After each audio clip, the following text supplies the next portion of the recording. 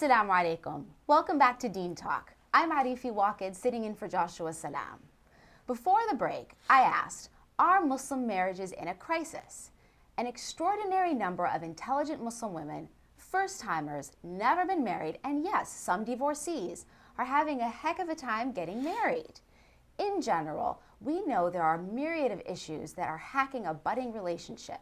But when you throw in cultural baggage, elitism, tribalism, nosy family members, and unrealistic expectations, it makes the process a lot more difficult. Here with me in our studio, we have invited 4 wonderful, intelligent, and brave sisters who can speak to this issue from personal experience. To my right is Lisa Gray. Lisa is a Hispanic Muslima who's been married for the past 10 years. She's currently in a monogamous union. However, for the first half of her marriage, she was a co-wife. Surprisingly, a growing number of more mature sisters and career-oriented sisters, as well as some divorced sisters who are looking to remarry, are considering polygyny as a suitable option. We've invited Lisa to share her insights into that type of relationship. And to her right is Safiya Abu Layla, who is a resident in counseling. She provides mental health counseling services to adults and adolescents at private practice in McLean, Virginia, since 2012. This group seeks to provide a safe place to validate, support, and build an extended family so that they may socialize, network, and educate one another. And to my left is Sister Maryam Azimi. Maryam is the founder of Circle of Sisterhood, a divorced Muslima support group based in Sterling, Virginia since 2012. This group seeks to provide a safe place to validate, support, and build an extended family so that they may socialize, network, and educate one another. And to her left is Suhaira Sultan, a life coach at Pieces of Purpose, who is also a member of the Circle of Sisterhood group. Welcome to Deen Talk, my sisters. How do you guys feel that arranged marriages fit into this whole issue of trying to find a partner? In my group, when the women get divorced and they've stayed on those arranged marriages, so they've maintained it, they accepted it because they want to be respectful to their parents and so forth and so on, they stay and then they discover that this person wasn't really for them. And then they have children and they have, not to say that all the arranged marriages are bad. I mean, there are good moments in their life that they did share with one another. But overall, it wasn't something that they really wanted. So it becomes a reason for a divorce. It becomes something that they've always had in their mind that this wasn't a choice that I wanted to be in, you know? So like you said, just because you know the family or just because the father of you know, their grandfathers knew each other, it doesn't necessarily mean the boy is like a perfect match for your daughter who was raised in the West or who was raised totally in different, you know, different social, economic, or cultural background, and he's probably comes from a very Eastern culture, and they come together and they want to make their families happy, but then there's so many difficulties that they have within that union that ends up in an unwanted divorce because it was arranged. Mm-hmm.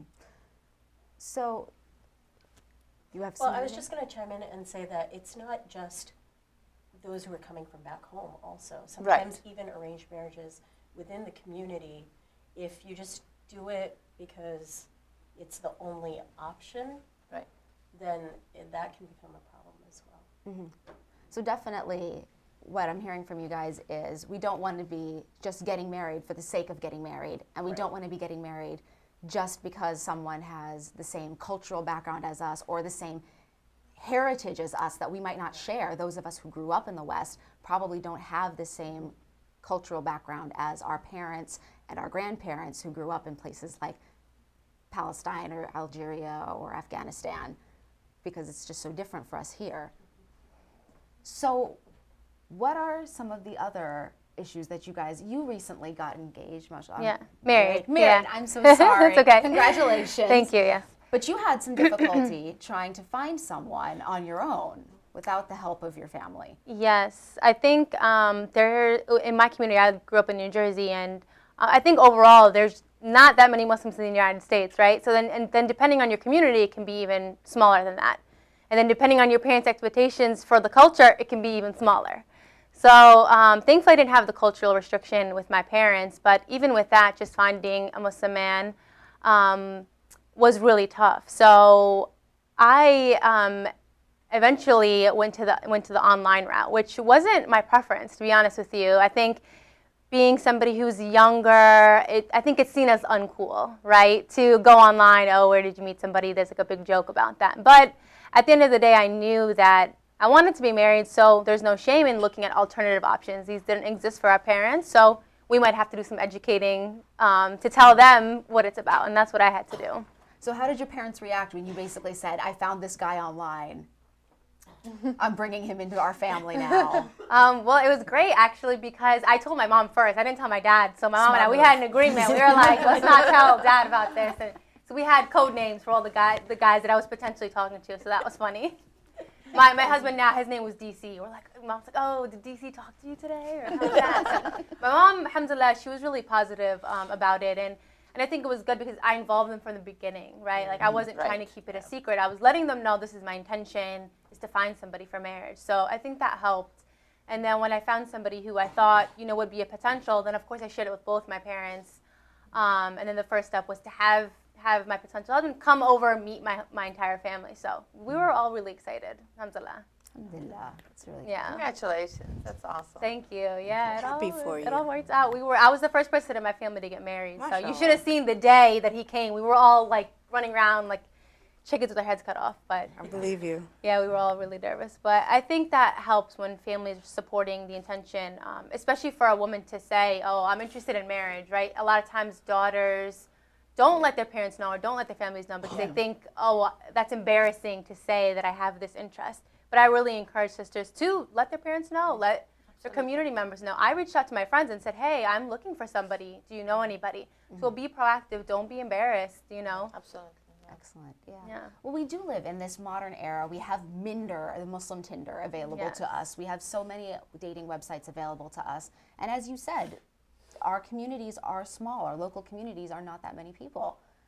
More here in the DC area, alhamdulillah, but in other places, not so much.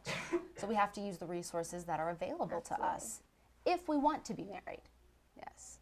Right. Alhamdulillah. So one of the other topics that we did mention briefly in the introduction was the idea that when there aren't Muslim men around, when there isn't anyone that's available and single, polygyny might be an option. And I know that Sister Lisa has actually been in a polygynous marriage. How was that? What made you decide to enter into this kind of union? Well, when I first became Muslim in 2007, I was always interested in Islam. And when I took my Shahada, I didn't, I only educated myself a little bit. And I knew that marriage was part of it. So I didn't think it was going to be a problem. I was like, okay, so it's a second wife thing. I looked at it more because I'm a revert, so I know both sides of being a Muslim as well as being a non-Muslim. So the non-Muslims, it's almost like the same thing. If like your boyfriend or husband goes and say cheats or does something, it's just making it more of you don't have to hide it. It's here, it's in the open. The only thing is so I didn't think it was a problem. So when I first got into the relationship, everything was fine. But then little by little, I realized, wait, I don't feel like I'm getting my rights. So I educated myself on it. So once I educated myself on it, I was like, okay, so maybe I need to be more stern, or maybe I need to speak up for myself. And once I did, then everything fell into place. The only thing I would say with being a second, third, or fourth wife is do your education. Don't jump into things because you feel like you're obligated. I know part of what the dean says that we should be married to, but you don't want to get into something just to get into it just so you have your other half there. Like the sister said, if you're not compatible with that person, the marriage was not going to stay a whole.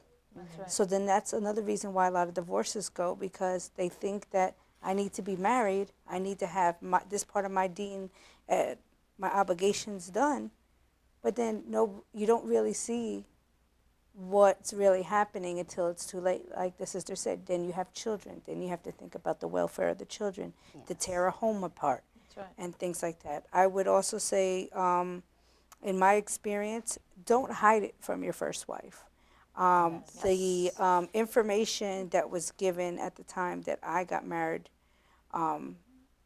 that was told to my husband was, don't tell your first wife if it's going to be that, basically saying that if it's going to endanger her health or things like that, due to the fact that you need to think about what you want to do as with having a second wife. But I wouldn't tell her now due to the fact like she was having health issues at the time. Oh, goodness. And I understand that.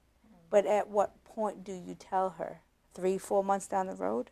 That's not fair to her as a person, morally, as well as not fair as another sister. Right. It's just like myself. Like I explained to my husband many times. If you want to get a second, third, and fourth, I might not like it in the beginning at first, but I'll accept it. But don't hide it from me, because whatever you hide in the dark will come to light at one time. So I'd rather just know from the beginning. Well, definitely openness and honesty Yeah. is so important in a Yep. marriage. And being able to feel that you can completely trust your partner. Exactly. And, yeah. And a lot of marriages work with second and third wives all the time, but it's based on communication. I would recommend, if any sister is looking into getting to become a second wife, to definitely have a sit down with your husband, with the wife, the potential person you're trying to bring into your family, because you and your spouse might get along, but you don't know how those kids are going to feel. You don't know if she has children, bringing in other children to the relationship. That means you're combining two families and pushing these children together to make a happy home. But then if the children don't have a chemical, not even, if they don't get along, then at the end of the day, that might break the marriage too, because then you have children that don't get along. I don't know how to resolve that. And then now I have a second wife that I'm taking on, and other children. So it's a lot of different things to look into. I would recommend don't rush into it. Definitely get educated. Definitely speak to other people who've been in the situation. In the beginning, when I first thought it was too tough, I did think about divorce, because I thought it wasn't for me. And like you said, you checked online. I did the same thing. I told my husband I might want to get a 3-month break. I just didn't know if I can hold on. But then I thought about it, and I thought about my children, and I said, no. I said, I don't want someone else raising them. I said, I'll stick it out.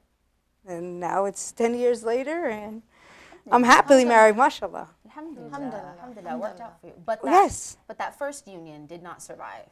Exactly. Yeah. So him not telling his first wife, not being open with her, Yes. that ended Yes. up not having good. No, they divorced, They and then divorced. I ended up staying with him by his side and everything. And I got total respect for the sister. We don't talk, but I have respect. I have respect for my stepchildren. I consider them my own. And I don't look at it. I feel like the right person for her is out there, as well as everybody should deserve to be happy at one point. But don't put your happiness aside just to please other people. And I would just say with that, it's important to know which way you feel about that issue, because when you are pursuing somebody, have that talk. I had that talk with my husband. How do you feel about this? I know for me, I wouldn't ever want to get into that type of relationship, because I just know it's not for me.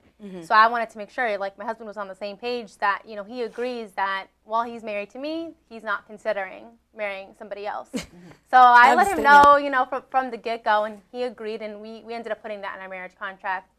And that's another thing that I had no idea about until I was getting into the marriage process, that you can actually have a contract, you can actually put things in it. Right. And going back to what you said about Muslim women not knowing their rights, that opened my eyes to the fact that so many people are rushing into marriage. They're not talking about the hard issues. They're not putting it into their contract. So another thing that I definitely want to get out there is to help let people know, whichever way you stand, just make sure you talk about it, make sure you're on the same page, and have it in your contract, because that's where your rights are I definitely protected. Yeah. But with the contract, my opinion, what I was told when I first became Muslim, is that you should not put that they can't take another wife, but that you can word it as if you should come and consult me before being interested in taking a wife, because Allah subhanahu wa ta'ala says if you're able to support both families, that you should be able to take on another companion. I have in my marriage contract that I get a divorce. If he wants another wife, that's fine. He can marry whoever he wants. I don't have to stick around for it, though. Got you. Okay. So Yeah, again, this is when I first became Muslim. Yeah. So yeah, and we do have, as far as I know, I mean, I'm not a religious scholar, but as far as I know, we do have rights as a Muslim woman to Yes. write our own contract, and we have the right to put in what we're Mashallah. willing to do and what we're not willing to do. Intention of what we want out of marriage, whatever type of marriage it is. And so that's important when finding the spouse, whether you're planning on going into a first-time marriage or someone who a polygamous relationship. All right, and we will definitely talk more about this when we come back from this break.